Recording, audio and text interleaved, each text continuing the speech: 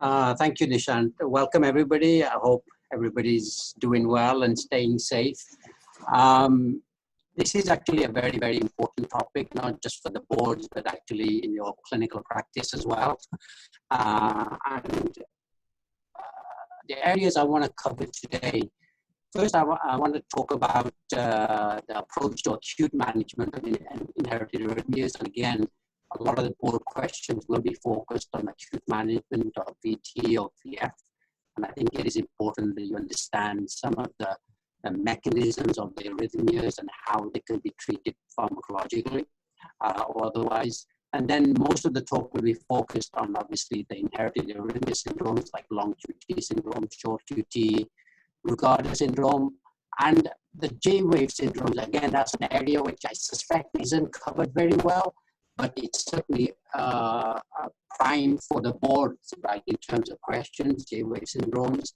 And then a few words about ARVC, particularly ventricular arrhythmias in ARVC, CPVT, and then finally an area which I have a lot of experience in, which is familial atrial fibrillation. And again, you'd be surprised about the advances in familial atrial fibrillation that have occurred over the last 2 decades. So this is actually a great review from Andrew Cron's group in terms of the approach to assessment and management of ventricular arrhythmias. Again, I would advise all of you to really read this, especially before you take your boards, because it really does summarize your approach to the acute management of inherited arrhythmia syndromes, right? Obviously, the first aspect of this is to rule out ischemia and structural heart disease. And once you've done that, then you can assess the QT interval, what's the mode of onset, what's the T-wave morphology, and then you'll sort of divide it up into two categories, essentially. One is it torsade de points related to QT interval, or do they have a normal QTC? And then in which case, what's the differential diagnosis of somebody with polymorphic VT in the setting of a normal QTC, right? And here, the important thing is to look at other coupling intervals in terms of the initiating PVC. Is it a short coupled PVC or a long coupled PVC? And then you go down that tree, and as you can see, a short coupled PVC triggered ventricular arrhythmia. You could treat acutely with isoproterenol. Long term, you can treat with quinidine. A long coupled, you treat with beta blockers. And then longer term, you could certainly treat with amiodarone, lidocaine, or procainamide. So I think, again, I certainly would advise you to sort of review this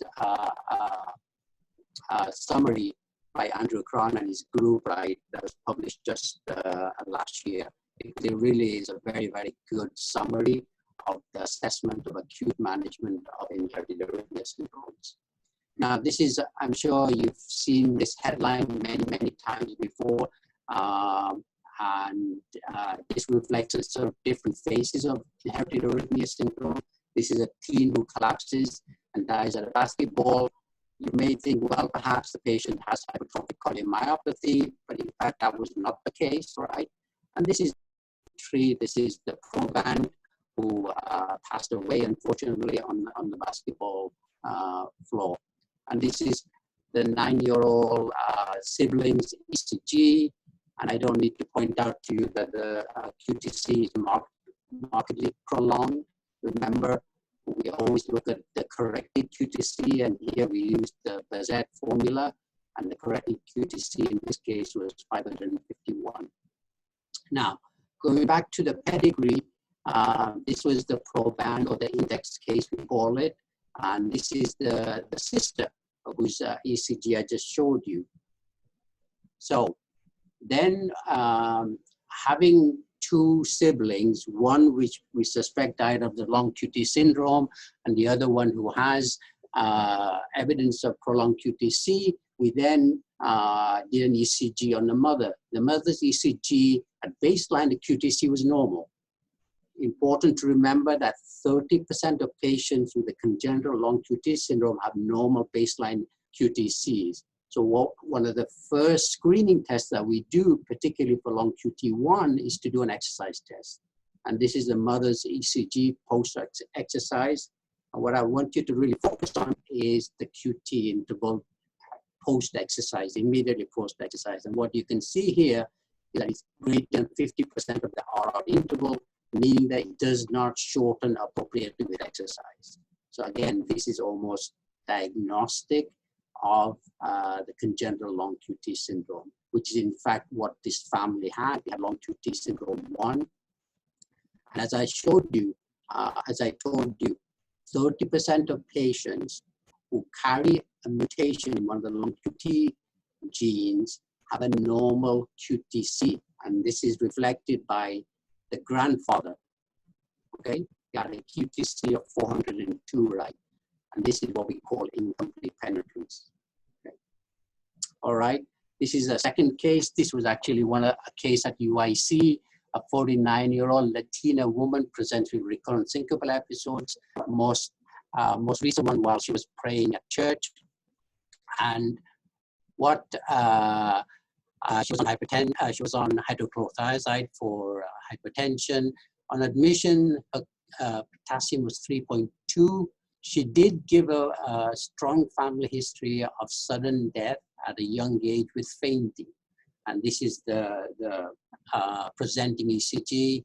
Again, I don't need to stress that the QTC is markedly prolonged. The absolute QT was over 600. This lady actually comes from a tiny town in the middle of Mexico, where the population consists of 339 men and 396 women. And look at her pedigree. This is the pedigree that we got from her, right, as well. Look at the number of aunts and uncles that died. Sudden death with fainting, sudden death with fainting at the age of 40. Somebody fainted whilst they were swimming and passed away. Another one whilst they were working as well. And then her mother died at the age of 30 during her sleep, right? So this is a fairly dramatic pedigree of a family with long QT syndrome. We corrected her hypokalemia. We actually started her on a beta blocker, which is what's recommended. And this is after correction of the hypokalemia. The QTC was 535. And while she was in hospital with a potassium of 4.6, she had this episode as well. So the first question I'm going to ask you, which I hope is very, very straightforward, is what is the most likely diagnosis? Is it CPVT? Is it congenital long QT syndrome? Is it QT interval prolongation related to hypokalemia? Or the patient needs genetic testing to make a definitive diagnosis? So I'll give you just a second or two. Okay? I think 90% of you got it right, which is the congenital long QT syndrome. Now the question is, how did we make that diagnosis? On what basis? Well, these are recommendations, expert consensus opinion in 2013, and those say that the long QT, if the long QT risk score is greater than or equal to 3.5, in the absence of a secondary cause of the prolongation of QT, or you have unequivocal pathogenic mutation in one of the long QT syndrome genes, or the QTC is greater than 500, in the absence of a secondary cause, then you can make a diagnosis of long QT syndrome. These are the famous Schwartz criteria, and if we apply them to our patient, her score was definitely greater than 3.5. So that's how we made the diagnosis of long QT, congenital long QT syndrome in this patient. This is a summary. I would really focus on the first three long QT syndromes, long QT1, which is related to a loss of function mutation in a gene called KCNQ1. Okay, that's responsible for 30 to 35% of all long QT cases. KCNH2 causes long QT2. That's also a loss of function mutation. in the IKR current, and that's responsible for about 25 to 30% of cases. And then long QT3 is related to a gain of function mutation in the cardiac sodium channel called SCN5A, and that's responsible for about 5 to 10%.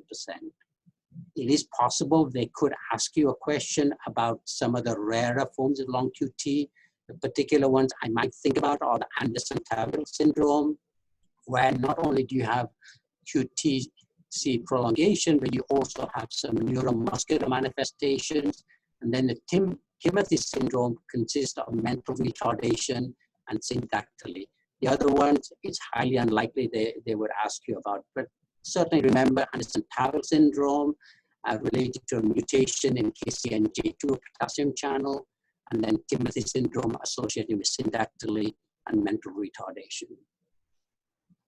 Now, this is a very, very rare ECG that you're likely to see maybe once in your lifetime. This was a 26-year-old woman with congenital deafness, with a lifelong seizure disorder, who presented to our emergency room with recurrent syncope 1 week after the birth of a third child.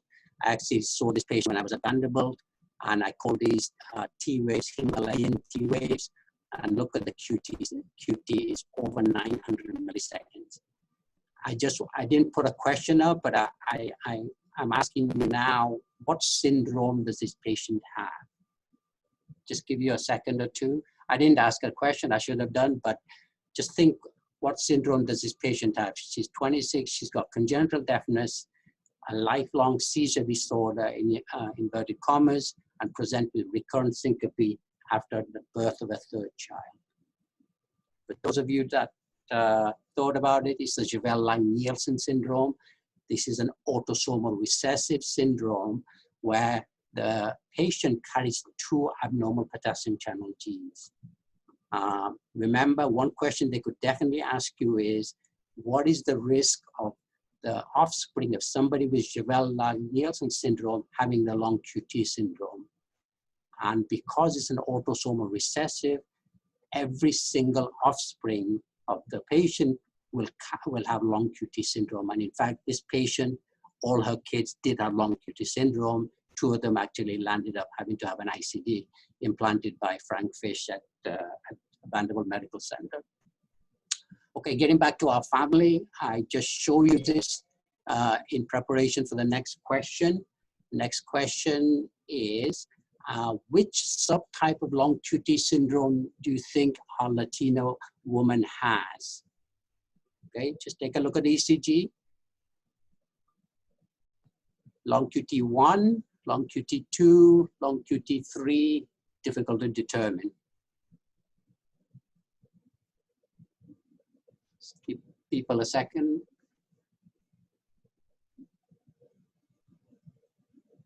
So 44% got the right answer, but I want to explain why long QT2 is the right answer, okay?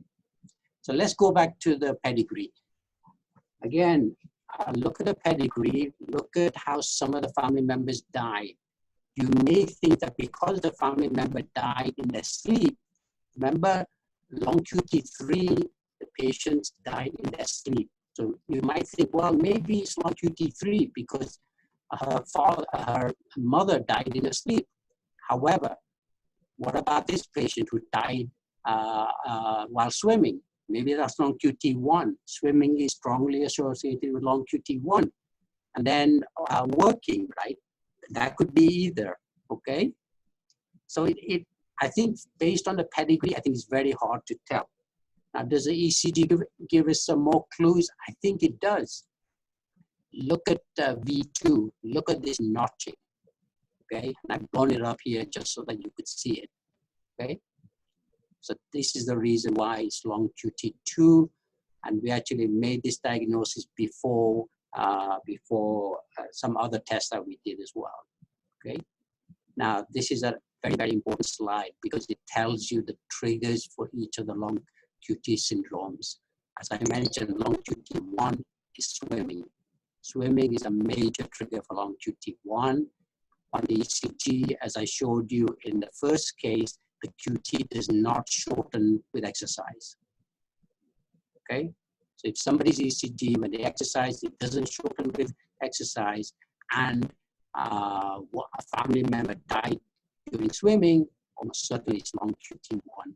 Remember, long QT1 is a mutation that encodes for the IKS current. Long QT2 is the alarm bell, the sudden noise, okay, like the alarm going off in the morning, okay?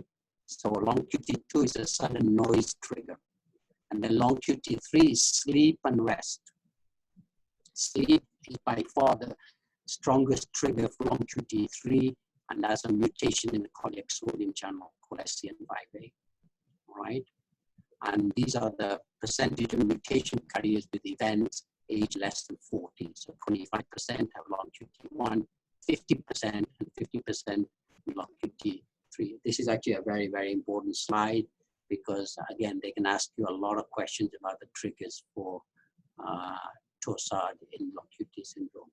Coming to the next question, besides beta blockers, which we started this patient on, what else would you advise at this time? She's still an inpatient, no additional therapy, perform genetic testing for risk stratification, single chamber ICD because patient is at high risk for cardiac events.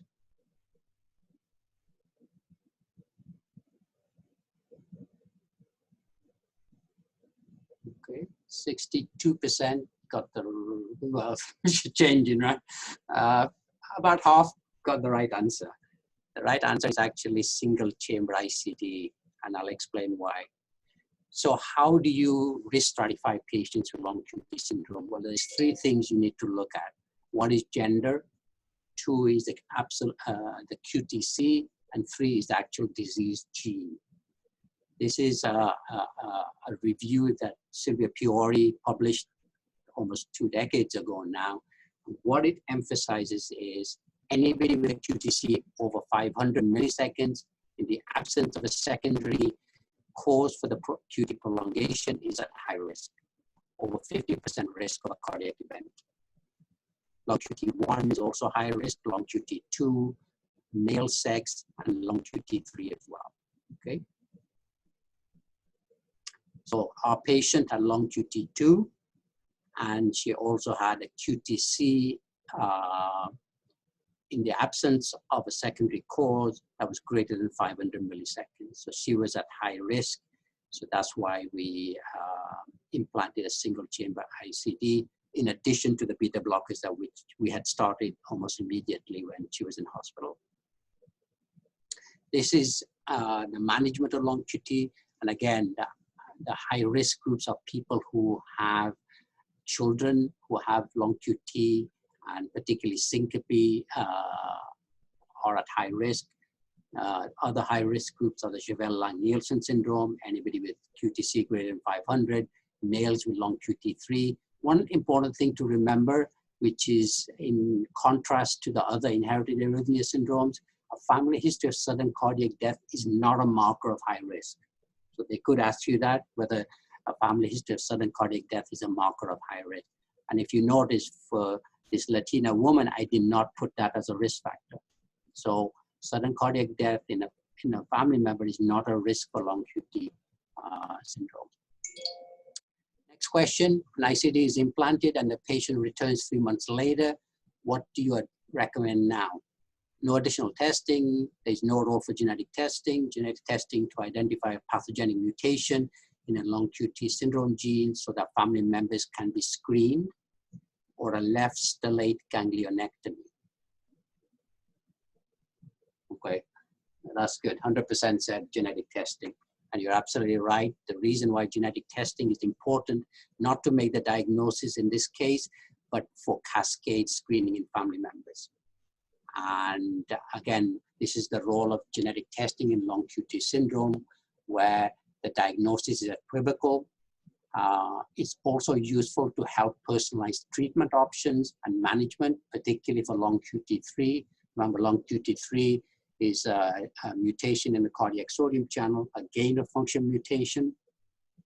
And there you can use sodium channel blockers like mexiletine potentially to treat the patient. So that's why knowing the genotype, knowing which type of long QT syndrome they have may affect your management.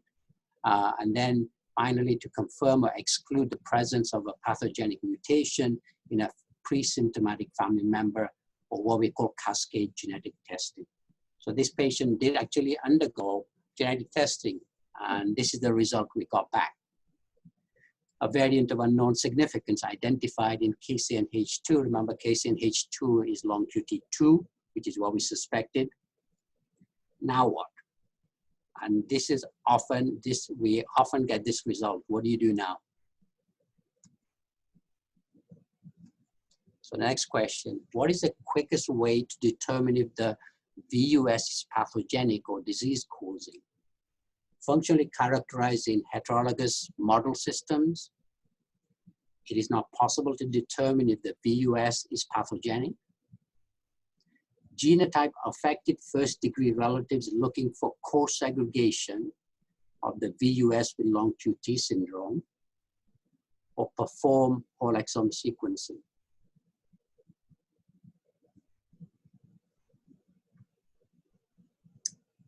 Very good, 76%, almost 75% got the correct answer.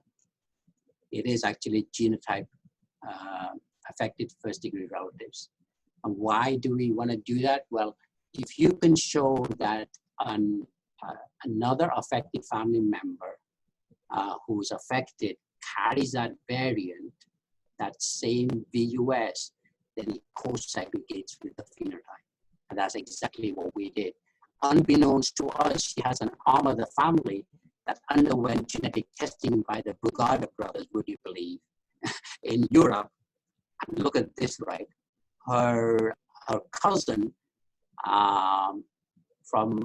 her cousin has the disease, and so do all her sons. They've all tested positive for the same variant that the proband carried.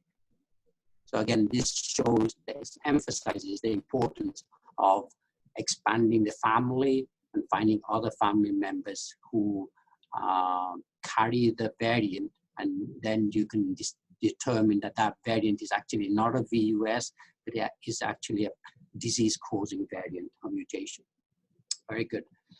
Clinical assessment of probands and families with long QT, as I mentioned, prolonged QTC after a syncopal episode is diagnostic in the absence of acquired causes. So if you see an ECG in somebody and after a syncopal episode and their QTC is prolonged, as long as they don't have hypokalemia or some secondary cause for the QT prolongation, you don't have to do any other additional testing that's diagnostic for the congenital long QT syndrome. Unexplained sudden death in a young individual should trigger a similar evaluation. So again, I often get referred patients where a family member has died unexpectedly. And again, one of the things I almost always do is do an exercise test, right, to look for a primary long QT1, right. Also need to get a detailed family history is critical. Important to obviously exclude secondary causes of QT prolongation. Assessment of probands with long QT2. Here, swimming, like I said, is not a major trigger, but sudden noises are. You can also then obviously use the Schwartz criteria, as I mentioned. And as I mentioned earlier, a QTC, absolute QTC less than 430 milliseconds distinguishes carriers from non-carriers. That's actually quite an important number to remember, right? The other thing to remember is that QTC is dynamic. If you do a 24-hour halter on these patients, that QTC can vary quite a bit. The other ways to look for to screen for long QT2 is to do a halter monitor, standard exercise test. An epinephrine test, we rarely do it nowadays. It is a very, very sensitive, it's very specific and highly sensitive. But again, we rarely use epinephrine test to look for congenital long QT syndrome. Moving on to different syndromes, I'll just give you a second to look at this. Asymptomatic 10-year-old recorded after 11-year-old brother dies of cardiac arrest. What's the diagnosis? And again, I didn't put a question up, but just sort of think out loud, what do you think the diagnosis is? I would draw your attention particularly to the T waves here. It's actually a short QT syndrome. It's and how do you define short QT syndrome? It's QT less than 360 or a QTC less than 370 should raise strong suspicion. It's autosomal dominant. Very short atrial or ventricular refractory periods predisposed to not only VF, but also atrial fibrillation. So many of these patients also have atrial fibrillation as well as ventricular fibrillation. Mutations, gain and loss of function mutations in cardiac potassium and calcium channels have been linked to the short QT syndrome. The big problem with patients with short QT syndrome is the double counting when they have an ICD. Really, ICD is probably the best form of therapy to prevent the VF. But when you implant an ICD, the peak T waves cause double counting and they have a lot of inappropriate shocks, right? And one way to reduce the inappropriate shock is actually to use quinidine. That can actually normalize the QT. Remember, quinidine prolongs the QT, but it can actually be used for the treatment of the short QT syndrome and actually prevents the double counting that's seen with ICDs in these patients. Okay, next one, 18-month-old has a witnessed cardiac arrest, post-resuscitation ECG is unremarkable. Parents' ECG is normal, but the 4-year-old brother shows this. And again, I don't think I put a question up, but I would hope it's fairly obvious. You see the marked T-wave coving and the J-point elevation in each V1, V2. Okay, so this is obviously the Brugada syndrome. How can we unmask the Brugada syndrome? Well, one way to do it is actually to infuse procainamide. The first ECG shows a baseline, but there's maybe small amount of J-point elevation, maybe a saddleback appearance, maybe. But after you've given 500 milligrams, the J-point elevates, and then you begin to see this kind of curved appearance.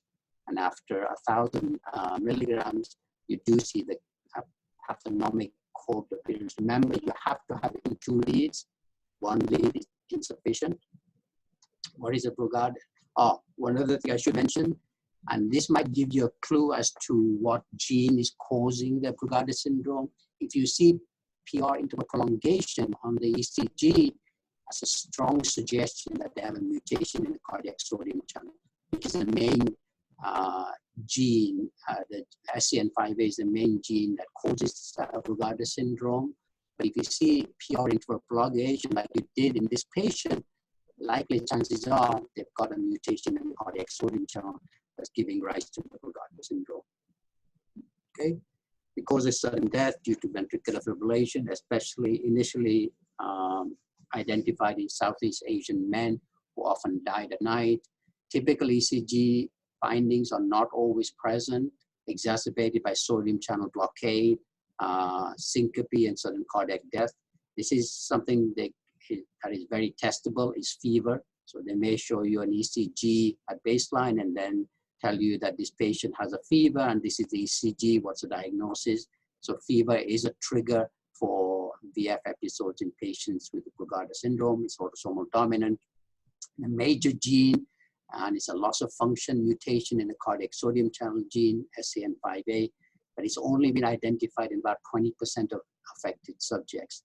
There are rare mutations in other genes like the L-type calcium channel gene, but they are very, very rare. The major gene is SCN5A for the Brugada syndrome. And really the only form of therapy is the ICD. Quinidine is very useful for ICD storms in patients with the Brugada syndrome. How do you risk stratify patients? High risk for patients who have syncope, a spontaneous type 1 Brugada ECG pattern, and then low risk are asymptomatic, intermittent or drug-induced ECG, type 1 ECG pattern, right? Okay. This was a sort of incidental finding that we found a number of years ago. We got consulted on a patient in the psychiatric unit. It'd been started on lithium, and this was the presenting ECG. And as you can see, the T-wave coving and the J-point elevation is classical for type 1 Brugada ECG pattern. When we stopped the lithium, it actually went away. So again, lithium is a sodium channel blocker, and the cause of long QT syndrome, the cause of Brugada syndrome is a mutation in the cardiac sodium channel. So giving a sodium channel blocker is going to unmask the ECG pattern, and that's what happened with this patient. The other thing that they will certainly ask you about is about lead placement for the Brugada syndrome. Moving the V1 and V2 up by 2 intercostal spaces can also unmask the type 1 Brugada ECG pattern. Here is a normal ECG with the normal lead placement, and B is where the leads were moved 2 intercostal spaces up above, and it certainly unmasks the type 1 Brugada ECG pattern. So certainly they will ask you about how to sort of the importance of lead placement in the Brugada syndrome. Okay, coming on to the J-wave syndromes, like I mentioned, these are rarely covered, but I think they are important. And what are the J-wave syndromes? Well, Brugada syndrome is one form of J-wave syndrome. But first, before I talk about them, how do you define J-wave? Well, it's a positive deflection immediately following the QRS, either in the form of a notch, like here, or ST segment elevation as shown here, right? So that's how we define, and this is the notch, and this is the sort of J-wave elevation, as you can see here, right? It is really important to sort of know the definition of the J-wave as well. It's causes persistent ST segment or J-point elevation, is suspicious for inherited arrhythmia syndromes, and is due to transmural differences in the action potential notch or early repolarization. Again, it's possible they could ask you about the mechanism of arrhythmias in J-wave syndromes. And again, it's related to transmural differences in the action potential notch. What are the J-wave syndromes? The congenital ones include the early repolarization syndrome and Brugada syndrome. Really, those are the main two. But remember, you can also have acquired form of J-wave syndromes, and those are caused by transmural ischemia, hypothermia, because they also cause similar changes in the J-wave as the congenital J-wave syndromes do as well. Importance of the J-wave syndromes, especially the early repolarization syndrome, Brugada syndrome, is in terms of the short coupled VF electrical storm. And again, I'll come to that towards the end of the talk. Well, actually, it's the next slide, right? So I mentioned earlier that the acute management of inherited arrhythmias, you divide the arrhythmias, ventricular arrhythmias, either into trossard, which is related obviously to long QT syndrome, or to polymorphic ventricular tachycardia. And here, it's important to know whether it's a short coupled PVC or a long coupled PVC, because then the diagnosis is quite different. For a short coupled PVC, it could be Brugada syndrome, it could be early repolarization syndrome, or the short QT syndrome, or short coupled VF as well. That's the differential diagnosis. For late coupled PVC, it's CPVT, which I'll come to in a second, and then late coupled VF or latent cardiomyopathy as well. This actually is a good way to distinguish between the different types of polymorphic ventricular tachycardia, but it's short coupled or long coupled. And again, depending on which one it is, the management will also differ between the two as well. How do we define short coupled PVC?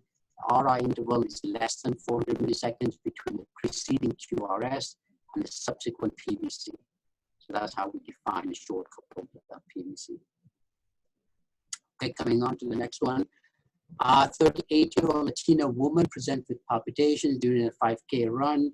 She's had 2 single episodes, but no family history of cardiac disease. I'll give you a second to take a look at the ECG. Just think about what the diagnosis is, what the rhythm is, and then potentially what the diagnosis is. So that was the presenting ECG. And this is the ECG after she converted back to sinus rhythm. Just give you a second to take a look at that.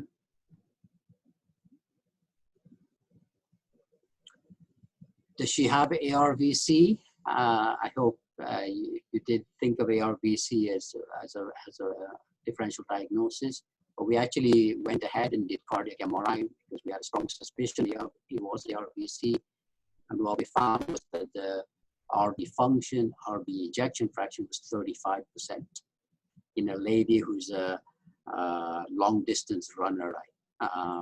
Otherwise, her left ventricular function size was normal. She had no evidence of any infiltrative diseases, no evidence of fibrofatty replacement. This differential diagnosis is important because ARVC can mimic many diseases, including myocarditis, sarcoidosis, dilated cardiomyopathy, athlete's heart, Brugada syndrome. I've seen cases of ARVC that are very similar to Brugada syndrome. Certainly their presentation can be very similar. And then some sort of rarer causes as well, like Epstein's anomaly. Just have these at the back of your mind when you're thinking of ARVC as well. What are the criteria? These are the revised task force criteria. Major criteria in our patient was regional RV akinesia or dyskinesia with a right ventricular ejection fraction less than 40%. A left bundle branch block VT with a superior axis is a major criteria. And then in her case, the ECG during sinus rhythm showed T-wave inversion in V1 and V2. There. So as you can see, there's T-wave inversion in V1 and V2, but that's a minor criteria. Okay. I don't want to belabor this point, but the major criteria for making a diagnosis of ARVC is the cardiac MRI. Majority of the criteria are very much based on the cardiac MRI, so certainly it's the gold standard for making the diagnosis of ARVC. But there are other criteria, ECG criteria, the type of ventricular arrhythmia the patient has, and then also a family history is also a major criteria for making a diagnosis of ARVC. And there's also a role for genetic testing. Again, this is a consensus opinion suggesting that comprehensive or targeted screening of ARVC genes can be useful for patients satisfying the task force criteria for ARVC. Again, in ARVC, I think we use genetic testing more for the diagnosis, where the diagnosis is more equivocal, but also we use it for cascade screening of family members as well. This patient did go on to have genetic testing done, even though she met the criteria. We did do genetic testing, and again, this is a very common finding, a variant of unknown significance, but in a gene that has previously been linked with ARVC. And the reason we think why this was a VUS is because she was of Hispanic origin, and very few cases of ARVC have been documented in patients of Hispanic descent. So I think it's just that this variant has just not been identified previously. But we strongly suspected that this variant was actually disease causal in this particular patient. And actually we went on to expand the family, and there were a couple of other family siblings that also carried it and had some minor criteria for ARVC, so we were fairly sure that that mutation did cause the disease. What is ARVC? Again, suspecting anybody with VF or PT with a normal heart. Diagnostic epsilon waves are unusual. They only occur maybe in about 20% of cases. A major criteria is T-wave inversion with V1 to V3. Remember, V1 to V2 is only minor, but you get T-wave inversion in V1 to V3 in somebody who is over the age of 18 thinks strongly about ARVC. I mean, that's a very, because you don't see T-wave inversion in the V1 to V3 in anybody over the age of 18, right? MRI is the gold standard. Mutations in gap junctions have been identified. Many mutations. Plakophilin is probably one of the most common genes that's linked with ARVC. It's autosomal dominant, and there's a grading system in terms of establishing diagnosis. Coming on to syndrome number 5, this is an interesting case. A 6-year-old presents with syncope, and this is the baseline ECG. And I'll tell you that the QTC is not prolonged. Okay, so because the QTC was not prolonged, and there's no family history of sudden death, we actually did an exercise test in the 6-year-old. And this is what we saw after 2 minutes of exercise. You can see PVCs, salvos of PVCs, and this was after only 4 minutes of exercise. I'll let you sort of postulate what the diagnosis is, but I hope most of you realize that this is CPVT, a disease, an autosomal dominant disease, where there are mutations in the cardiac renin release channel, or YR2, and it causes sort of a calcium leak in the sarcoplasmic reticulum. The distinguishing part about this inherited arrhythmia syndrome is that it's exercise-induced, but so is long QT. So that's why I mentioned that before, that at baseline, the QTC was not prolonged. So that's your differential diagnosis with somebody with exercise-induced syncope and ventricular fibrillation. It's long QT1, which is exercise-induced, or CPVT. So that should be the differential you should be thinking about.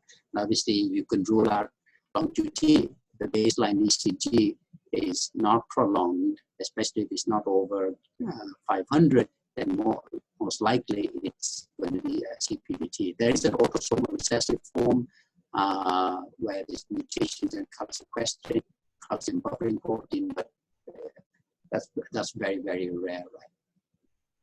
And then finally, in the last 5 minutes, familial atrial fibrillation, or actually we prefer to call it early onset atrial fibrillation, and the definitions have changed in the last couple of years.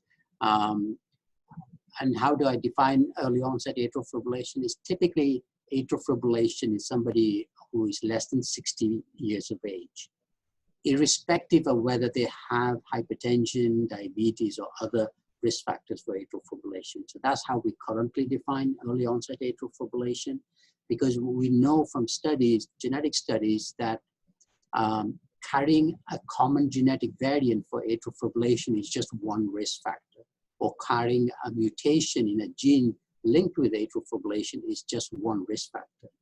And the more risk factors you have, the more likely you're going to have manifest atrial fibrillation. So that's why the classification of early onset atrial fibrillation is essentially anybody below the age of 60 who develops atrial fibrillation is defined as having early onset atrial fibrillation.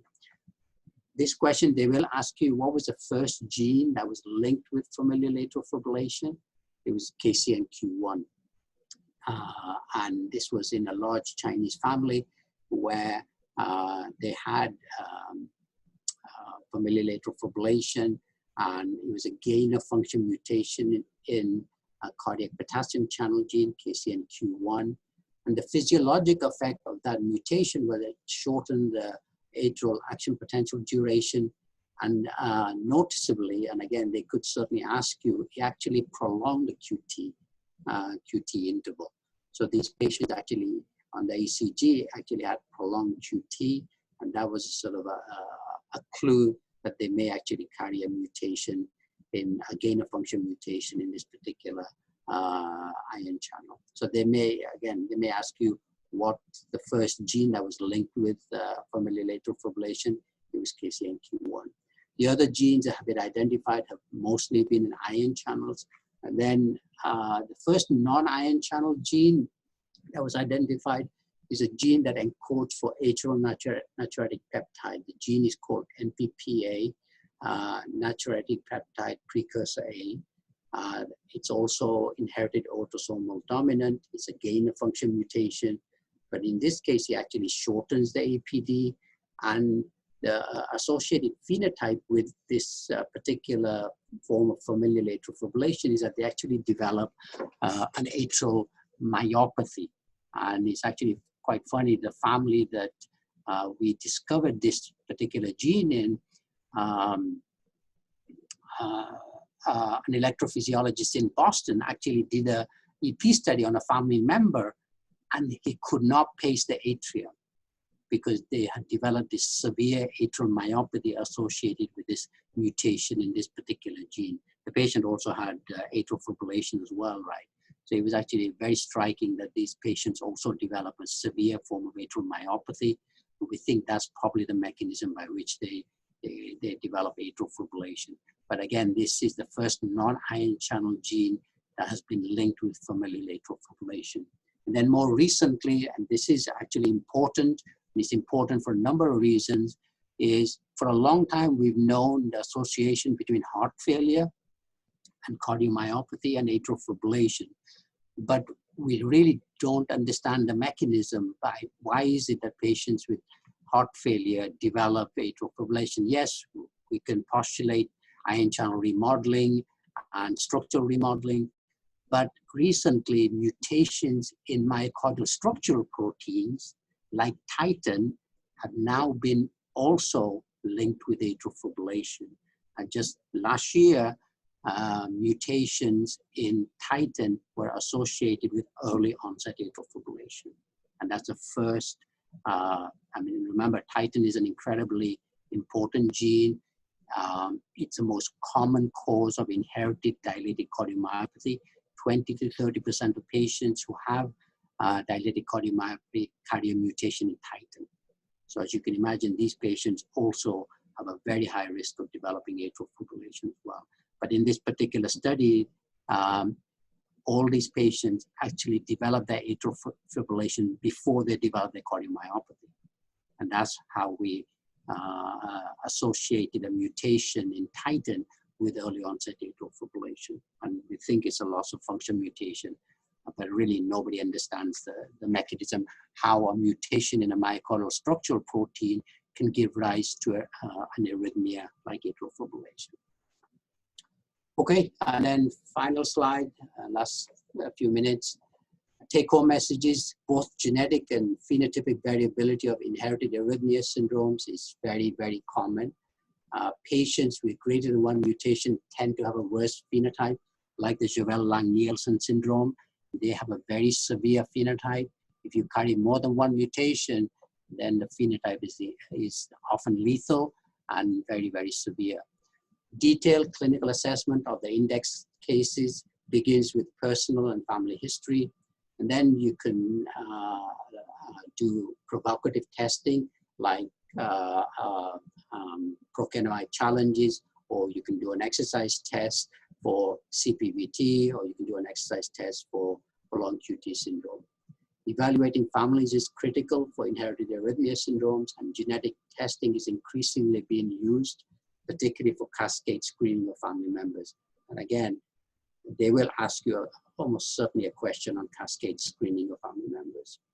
And then finally, assessment of the QT interval, the mode of onset, and the T-wave morphology of recurrent ventricular arrhythmias may provide important clues as to the underlying inherited arrhythmia syndromes. And I'll stop there, and I'll be happy to take any questions. Thanks, that was fantastic. There are a few questions that have come through the chat function. Yeah. Some kind of beta blocker questions on long QT. Are beta blockers equally effective in all versions? Do you use them in all long QT patients? And which beta blockers are preferred? Yeah, that's a very good question. Yes, beta blockers in all long QT patients. That's the recommendation. I think it's a level 1 recommendation, beta blockers. And again, the beta blocker that I use most commonly is nadolol. Okay. In children, nadolol is weight-based. In adults, usually you just sort of increase the dose to what they tolerate. The reason, and again, there's a lot of data on the use of nadolol, particularly. So that's the sort of treatment of choice. It's very well tolerated by children as well as young adults. And then there were some questions on autonomic modulation. So is there any role for sympathetic denervation for drug-resistant long QT and long QT 2 and 3, or sympathetic ganglion ablation as performed by the anesthesia folks? There is, and if you look at the guidelines, it does recommend it for sort of drug refractory and recurrent VF storms. That's when it's most highly recommended. Again, I would be very careful about referring somebody to, I would refer to a center that is, has experience in doing that. And again, there's very few centers that actually do it that have enough experience to do that. But it is recommended. And again, as you mentioned, it's typically for drug refractory VF, recurrent VF storms in patients with long QT syndrome. And I guess this is a follow-up clarification. So not just for long QT1, but would you also recommend for 2 and 3? Yes, yeah.